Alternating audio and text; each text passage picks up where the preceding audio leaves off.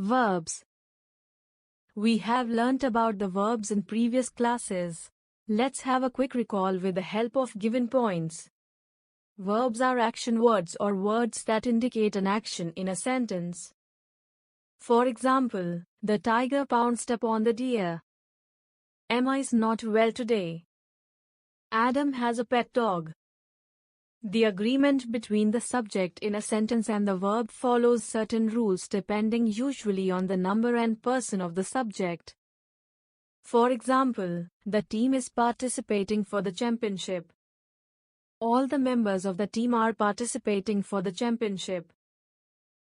Auxiliary verbs, also called helping verbs, are generally used to assist the full verbs or main verbs to indicate tense, form questions, and emphasize actions. For example, she has finished her work. You should try the new restaurant. I do enjoy a good book. Are you not going to the school? Auxiliary verbs are of two types: primary auxiliaries and modals or modal verbs. Primary auxiliaries be, do and have are also known as irregular verbs. These verbs can be used both as full verbs and auxiliary verbs. For example, be, full verb. She wants to be a doctor by profession. Auxiliary verb. They are working on a new project together. Do, full verb. We often do our grocery shopping on weekends. Auxiliary verb. He did finish his homework before dinner. Have, full verb. They have a family reunion next month. Auxiliary verb. She has visited that museum several times. Modals can be defined as verbs that are used with main verbs to express different moods, meanings and attitudes, such as permission, possibility, urgency, and certainty. We will learn about modals in this lesson. A finite verb or the main verb may be either transitive or intransitive. Transitive verbs have objects which are necessary for the sentence to make sense. For example, she ate a delicious sandwich. Direct object. I bought a new laptop. Direct object.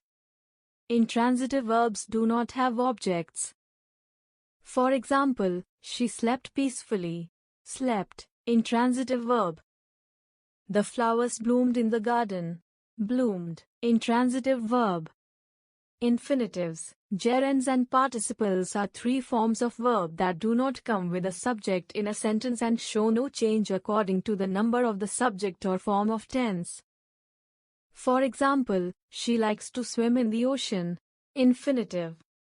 Swimming is her favorite summer activity. Gerund.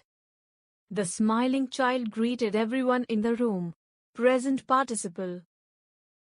The written report was submitted yesterday. Past participle. Some transitive verbs like buy, find, give, get, send, write, tell, etc. take two objects, a person and a thing, after them, as. For example, she gave him a candy. Him, indirect object, candy, direct object. The thing is called direct object and the person is called indirect object. The indirect object usually comes first. If the indirect object is placed after the direct object, it must be preceded by the preposition to or for, as. For example, she gave a candy to him. Candy, direct object, him, indirect object. The verbs that convey a state or condition of the subject without showing a direct action are known as verbs of incomplete predication. For example, trains travel fast.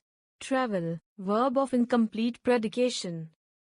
He appears confident. Appears, verb of incomplete predication. Quick tip. These verbs are also known as linking verbs. They connect the subject of a sentence to a subject complement, providing more information about the subject. Seem, appear, become, remain and feel are a few examples of linking verbs. In the first example, the word fast, which is required to make the sentence complete, is called the complement of the verb. In the second sentence, confident is called the complement of the verb. Certain transitive verbs require, besides an object, a complement to complete their predication, as, for example, her parents named her Priya. Priya, complement. Yoga has kept his body fit. Fit, complement. When a complement describes the subject, it is called subjective complement. When a complement describes the object, it is called objective complement. Modal verbs. We have studied in the previous class that modal verbs are used with main verbs to express different types of feelings. The main modal verbs used in English language include can, could, may, might, must, ought to, shall, will, would and need. Look at the following table to understand the different ways modal verbs are used. Modal verb. Usage. Examples. Can. Ability to do something in the present, substitute form, to be able to. She can sing beautifully. Permission to do something in the present. Can I borrow your book for a day? Request. Can you please assist me with this task? Offer. Can I help you carry those bags? Suggestion. Can we explore different options for our project? Possibility. It can rain later, so bring an umbrella. Could.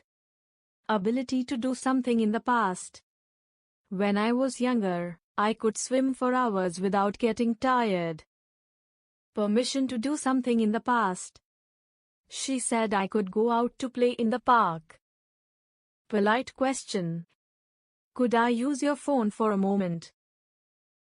Polite request. Could you please pass me the menu? Polite offer. I could lend you my notebook tomorrow. Polite suggestion. Could we consider meeting on Friday instead? Possibility. He could have forgotten about the meeting. May. Possibility. She may attend the meeting, but I am not sure. Permission to do something in the present. May I use your computer for a moment? Polite suggestion. May I suggest we consider a different approach to the problem? Might. Possibility, less possible than may. She might come to the party if her schedule allows. Hesitant offer. I might be able to help with that if you want. Must. Force, necessity. You must complete your homework before the deadline. Possibility. You must be tired. Advice, recommendation. She must try the local cuisine while she is in town. Must not/may not. Prohibition. You mustn't use mobile phones during the exam. You may not use mobile phones during the exams. Need not. Not necessary. She completed her project ahead of schedule, so she need not work late tonight. Ought to. Advice. You ought to start preparing for the exam now to ensure success. Obligation. She ought to submit the assignment by tomorrow as per the professor's instructions. Shall. Suggestion. Shall we consider alternative solutions to this problem? Should. Advice. You should prioritize self-care to maintain a healthy work-life balance.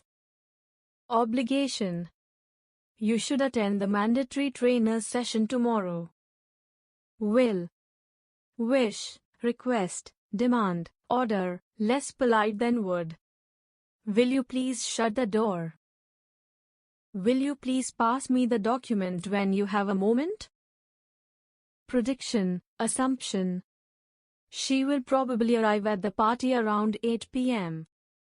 Promise. I will always support you. Spontaneous decision. I am feeling hungry. I will grab a snack from the kitchen. Habits. She is strange. She'll sit for hours without talking. Would. Wish. Request. More polite than will. I would like to visit Paris someday. What would you like to drink, tea or coffee? Habits in the past. When I was a child, I would always visit my grandparents during the summer. Keep in mind, there is used in a negative or interrogative sentence as a modal verb. It can be followed directly by the base form of a verb without to.